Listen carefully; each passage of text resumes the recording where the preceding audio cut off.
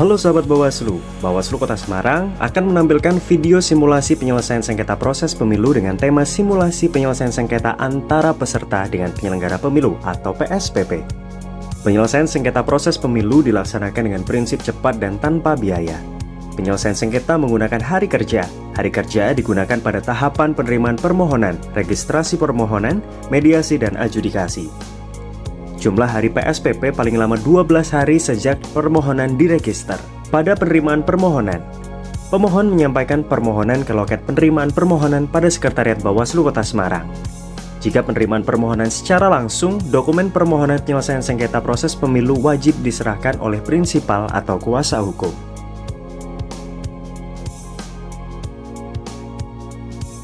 Petugas penerimaan permohonan memeriksa dokumen permohonan yang diajukan oleh pemohon antara lain 1. Permohonan pemohon sesuai dengan formulir model PSPP 01 2. KTP atau surat keterangan kependudukan lain sesuai dengan ketentuan peraturan perundang-undangan 3. Objek sengketa proses pemilu 4. Alat bukti 5. Daftar alat bukti. Jumlah dan jenis dokumen yang disampaikan oleh pemohon adalah sebagai berikut.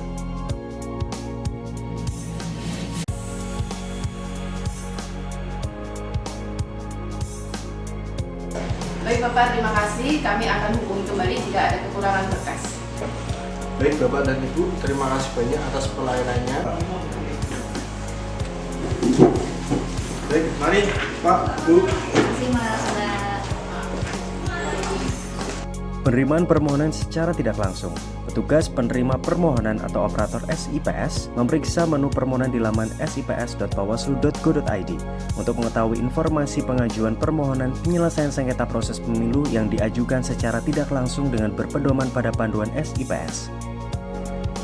Petugas melakukan input detail permohonan, data pemohon, data kuasa hukum, dokumen permohonan, pemohon, objek sengketa, dan alat bukti melalui SIPS.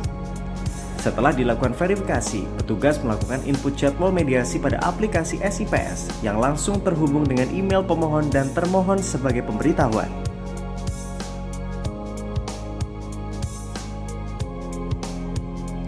Verifikasi dan registrasi permohonan. Pada verifikasi penerimaan permohonan, petugas menyampaikan dokumen permohonan disertai dengan tanda terima kepada pejabat struktural atau fungsional untuk diteruskan secara berjenjang kepada Koordif penyelesaian sengketa pada hari sama dengan hari permohonan. Ketua dan anggota Bawaslu Kota Semarang melakukan rapat pleno verifikasi kelengkapan dokumen permohonan sesuai dengan dokumen permohonan yang diterima pada hari yang sama dengan hari penerimaan permohonan. Rapat pleno dilakukan untuk memeriksa dan mengkaji kelengkapan dokumen permohonan secara formil dan material. Baik, kiranya tadi sudah kita bahas dan ini kita sepakati ya. Sepakat? Sepakat. Sepakat? Sepakat? Sepakat? Baik.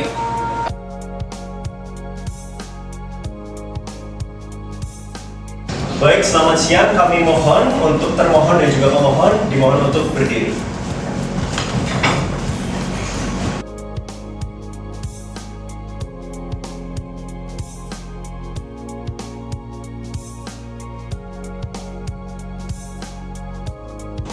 Assalamualaikum warahmatullahi wabarakatuh. Selamat siang Bapak, Ibu. Mediasi penyelesaian sengketa proses pemilu tahun 2023 akan segera dimulai. Assalamualaikum warahmatullahi wabarakatuh. Selamat pagi. Mediasi penyelesaian sengketa pemilu tahun 2023 permohonan dengan nomor register 001-PS.rek-3306-3306-Romawi 5-2023 pada hari ini, Senin 7 November 2023 dibuka dan tertutup untuk umum. Pelaksanaan mediasi. Mediasi dilakukan secara tertutup untuk umum. Mediasi dilaksanakan paling lama 2 hari secara berturut-turut terhitung sejak permohonan diregister. Mediasi dapat dilakukan beberapa kali dalam jangka waktu paling lama 2 hari secara berturut-turut. Jika permohonan register pada hari Senin tanggal 1, maka mediasi dilaksanakan pada hari Selasa tanggal 2 dan atau Rabu tanggal 3. Permohonan diregister pada hari Jumat tanggal 1, maka mediasi dilaksanakan pada hari Senin tanggal 4 dan atau Selasa tanggal 5. Mediasi dipimpin oleh paling sedikit 1 orang pimpinan mediasi dan dibantu oleh 1 orang sekretaris serta 1 orang notulen. Forum mediasi dengan agenda pembacaan putusan hasil kesepakatan mediasi dipimpin paling sedikit oleh 2/3 anggota pimpinan mediasi. Pembacaan putusan hasil kesepakatan mediasi dilakukan paling lama 1 hari terhitung sejak penandatanganan berita acara mediasi dengan hasil terjadi kesepakatan. Pelaksanaan mediasi dioptimalkan dalam waktu 1 hari dalam hal para pihak menyatakan tidak dapat dimungkinkan lagi untuk mencapai kesepakatan. Dalam hal pemohon dan atau termohon tidak hadir, mediasi tetap dibuka tanpa kehadiran salah satu pihak atau para pihak dan ditetapkan sebagai fakta mediasi.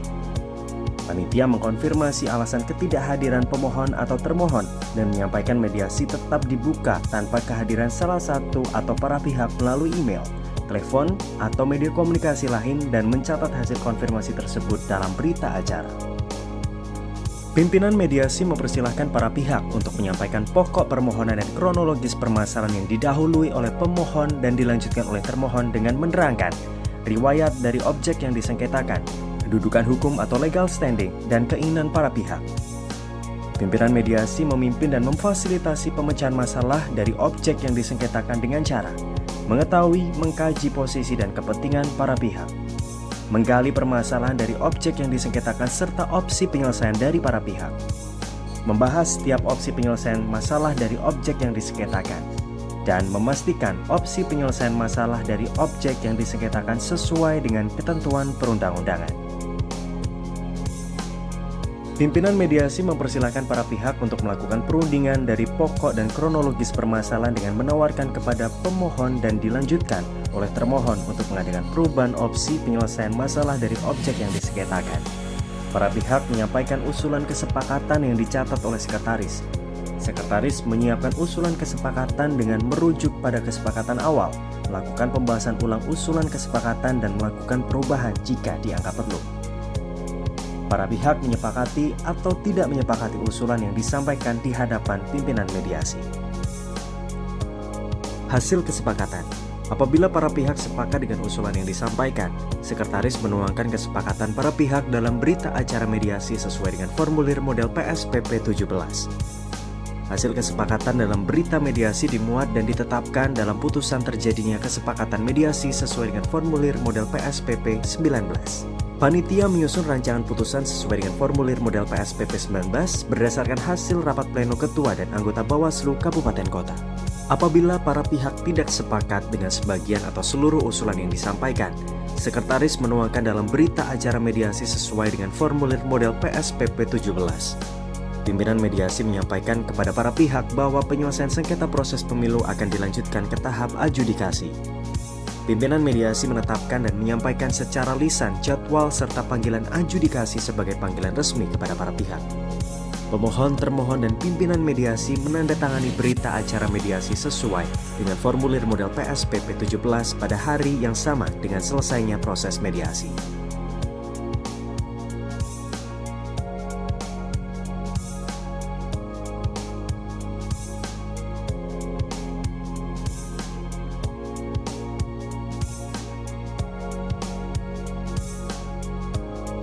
Pelaksanaan adjudikasi.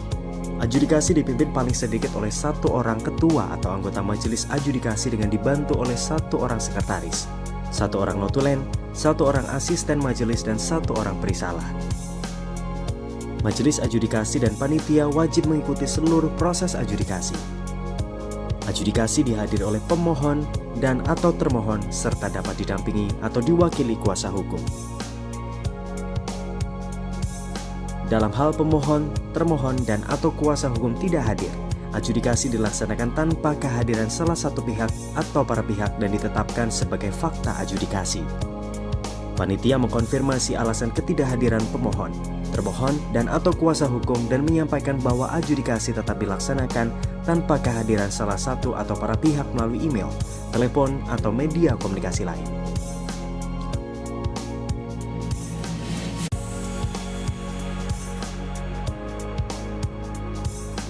Tahap adjudikasi dengan agenda penyampaian permohonan pemohon dilaksanakan 1 hari sejak mediasi dinyatakan tidak mencapai kesepakatan.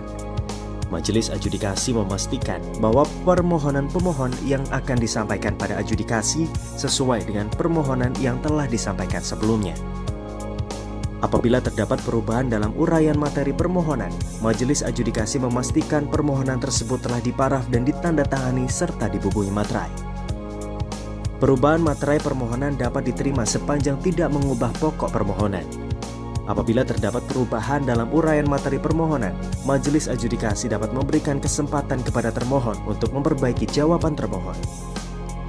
Majelis adjudikasi dapat memberikan kesempatan kepada termohon untuk memastikan bahwa permohonan yang telah diubah tidak mengubah hal-hal yang dimohonkan. Setelah memastikan kesesuaian permohonan, majelis adjudikasi memberikan kesempatan kepada pemohon dan atau kuasa hukum untuk membacakan isi permohonan penyelesaian sengketa proses pemilu.